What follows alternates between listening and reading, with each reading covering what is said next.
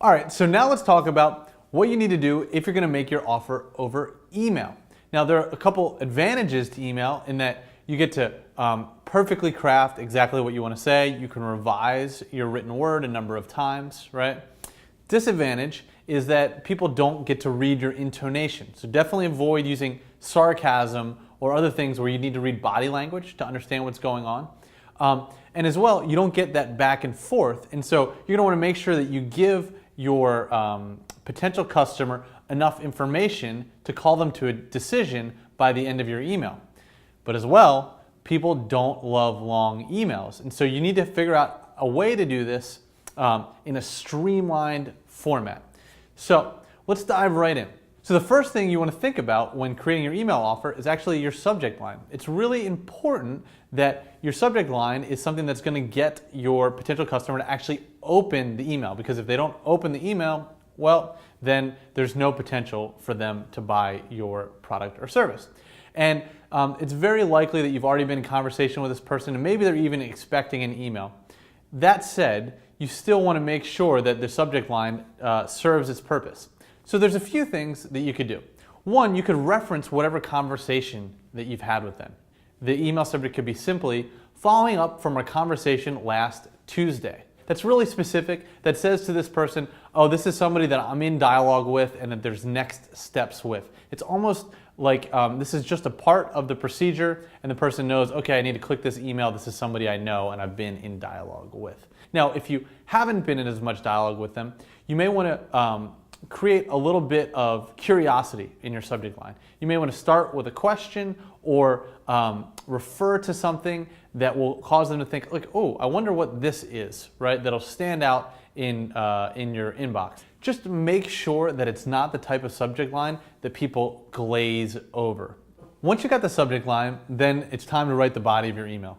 Now, again, you need to be thorough because this is your chance to kind of present your offering to this person, but as well you want to be streamlined because you don't want someone's eyes to glaze over as soon as they see your email. And a few just kind of tips for how you structure it before you even get into the content. Be sure there's some white space and breathing room. You don't want to have long paragraphs. People tend to stop reading when they're long paragraphs or stop paying attention. So anywhere you can insert a bulleted list or a headline with a space break, right? Something that makes it nice, easy to read, and consumable is going to be super important. So avoid large, chunky paragraphs if possible. But again, you want to still have a personal tone. You want to jump right into your headline promise, right? You want to tell this person, if for instance, I'm emailing somebody about the 60-day MBA, say, hey, I was thinking about you. I thought you'd be a perfect fit for this because you know what? I've been thinking that you'd be able to start your own business. And again, that's 60-day MBA's headline promise. Yes, you can start your own business. So you can conversationally go into your headline promise. And then you can kind of explain your offering by listing out benefit bullets. And you don't necessarily have to bullet them out. You may want to, but you could even do it in the tone of conversation. You could say, I'm starting this new course, right? The 60-day MBA. And this course allows people to go from stuck in plans to paid by customers. And as well, it'll help people like you who have a side gig turn that side gig into their full-time income. We even show you how to raise the money to get started. Again, you've just given them a headline promise and then 3 really juicy benefit bullets to say, oh, that's really interesting. If somebody wants to start a business and you've told them, hey, yes, you can start a business. Yes, you can go from planning mode to actually getting paid. Yes, we're going to help you take that passion project of yours and make full-time income. And yes, we even show you how to raise the money to get started. This person is going to read on. So you want to jump into your headline promise and your benefit bullets, and then you want to invite them into your story. You want to explain how this is something that you're just getting off the ground and how you'd like this person to be a charter member. Give them that special status of charter member. And then you can walk them into your offer. And you can explain how as a charter member, they get not only special status, but they get a special offer. You can offer them special pricing and additional value that's not normally included. So for the 60-day MBA, our early students, we said, hey, not only do you get a great deal at this really low price, but as well, you get way more one-on-one coaching than we're going to offer in the future. It's our way of saying thank you for being an initial customer.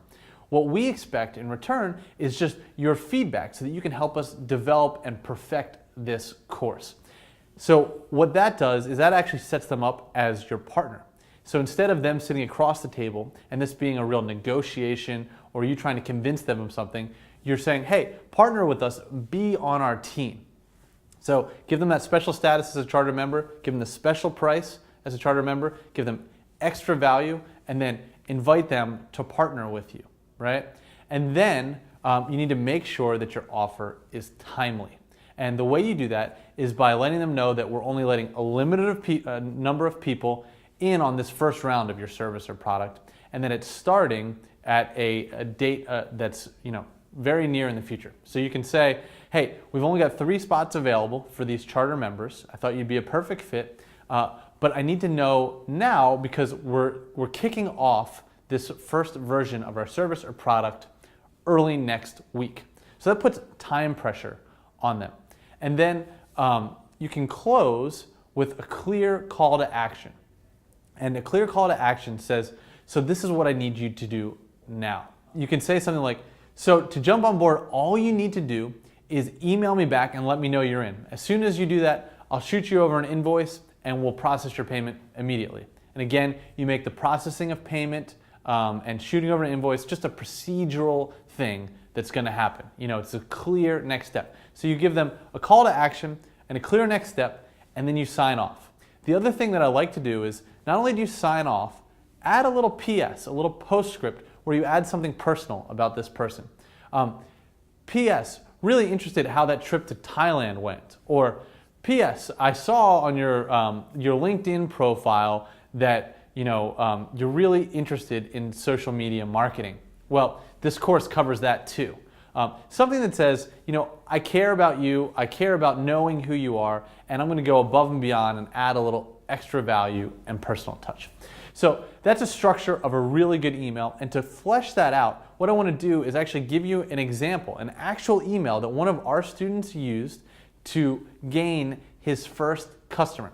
And this student started a company called Meridian Elements, and what Meridian Elements does is they actually create travel fashion wear for men. And his first line was a pair of pants that he had not really created yet and wanted to pre-sell a pair to one of his customers. So here's the email that he wrote. So the first thing that you'll see is the subject line. The subject line is Meridian Elements Guinea Pig.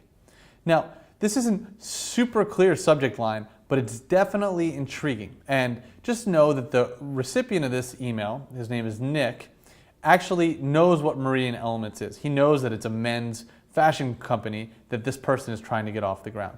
So when he reads Meridian Elements Guinea Pig, he probably thinks, oh, that's really interesting. I want to know what this is about. Then when Nick clicks and opens the email, here's what he sees.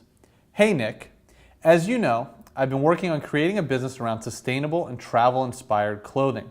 At times, this journey has been sailing along smoothly, other times sputtering, but it's always been exciting. So let me share with you where I am now and what I'd like you to help me with. I love this intro. He immediately grabs Nick and invites him into his story. He uses the fact that he's just getting started, that he hasn't built his business yet, as a chance to invite this person into a story and to actually invite this person to partner with him. He continues, my initial product is a pair of pants inspired by some pants I purchased while living in Spain and that has received tons of attention here in SF. So again, he's explaining what his offering is, but he's doing it in a context where he can kind of reinforce or give social proof that this product is very well received. What's great about this paragraph is that he continues telling the story, and as well he offers a little bit of social proof by saying it's received tons of attention, right? So he says, this is an in-demand item. Then he goes on. So I've made the first sample. Again, he's continuing keeping this person in the loop of his story, and now I've made some adjustments to the design. I'm ready to roll out a second sample. This is where you come in. He makes it really clear to Nick that now, Nick, you enter my story.